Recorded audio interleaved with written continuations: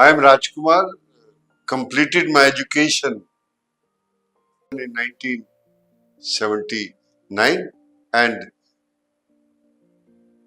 became stenographer in 1980.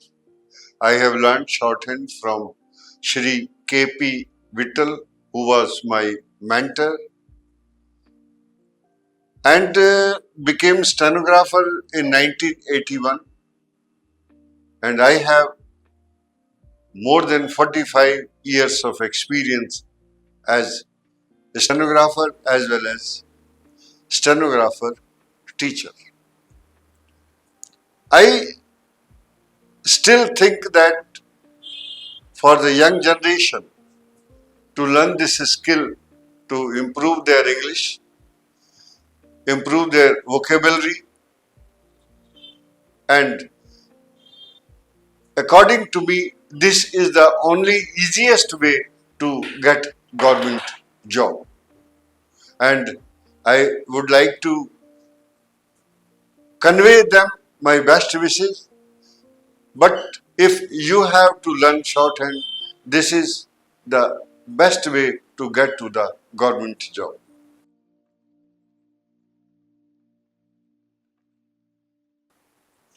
Transcription number 45, volume 3.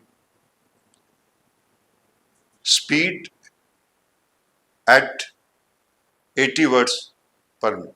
Start. Madam Deputy Chairman, from the speeches which the Honorable Minister for Planning made in this House and in the other House, and from a perusal of the note which has been circulated to us regarding the progress that has been made in the 10th five-year plan and the various statements of the government and the Planning Commission, I have a feeling that the government of India is trying to assuage the feeling of dissatisfaction in the country through promises of bright future, promises of better efforts, and general promise that everything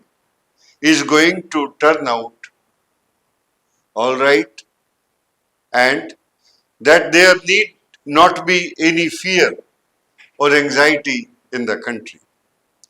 Madam, while saying this, I realize that the country has made certain progress in the development of our economy during the last decade. Industrial production has increased, agricultural production has increased, the productive capacity has been built up, and we have also got employment opportunities being created. Above all, we have gained valuable experience in the development of our economy, especially in planning, and these are all to the credit side of the plan. Unfortunately, madam, the price that we have paid for this progress is rather heavy. The imbalances that we have created are likely to go out of control unless the definite steps are taken to see that the imbalances are corrected at the earliest opportunity.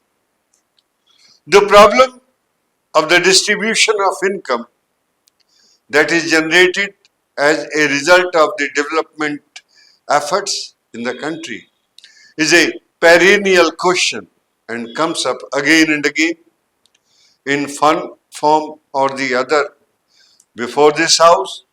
And though I realize that no definite opinion is possible unless we have got some authoritative data and analysis on the subject, there is clear indication of the fact that if not economic wealth, at least economic power is being concentrated in fewer and fewer hands. As long as economic power is concentrated in such few hands, it will not be possible for us to develop in the manner in which we like. Whatever may be our regulatory and control apparatus, whatever may be our policy, whatever may be the objectives that we place before the country. Similarly, the imbalance between the rural and the urban sector is also increasing. I do not know whether in the rural areas some income has been pumped in as a result of our planned development. It is possible that the well-to-do peasants, the richer peasants, might have benefited as a result of our economic development, but as far as the rural area as a whole is concerned, the disparity and imbalance is definitely growing, and that is also a matter of concern. The very fact that urbanization takes place at such a rapid rate in our country is visible proof that the imbalance has been growing, with the result that neither the urban areas nor the rural areas are today in a position to live the life that they were living before our planned developmental efforts started.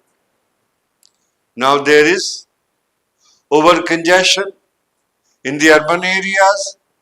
The civic amenities are all on the point of breaking down, and they continuously break down with the slightest accident here or there. The slums are increasing at a rapid rate and unemployment is increasing. Whatever may be the figures regarding crimes, etc., that may be published by the government, there is a definite impression in the country that the crime situation is also deteriorating. That is because of the congestion in the urban areas, because of the difficulties due to lack of resources. They are unable to deal with the problems that arise as a result of this over congestion, and the problem of law and order becomes more acute as a result of this urbanization. Thirdly, the question of unemployment has also taken a rather serious turn, and when the government spokesman addresses homilies to others regarding the agitation against high prices and higher taxes, they completely forget that year by year one earner has to support more and more people, and we have got the authority of no less a person than the planning minister himself to say that the real income of the earner, at least in the lower income groups, has not risen, and in spite of that, that earner has to support a larger and larger number of dependents.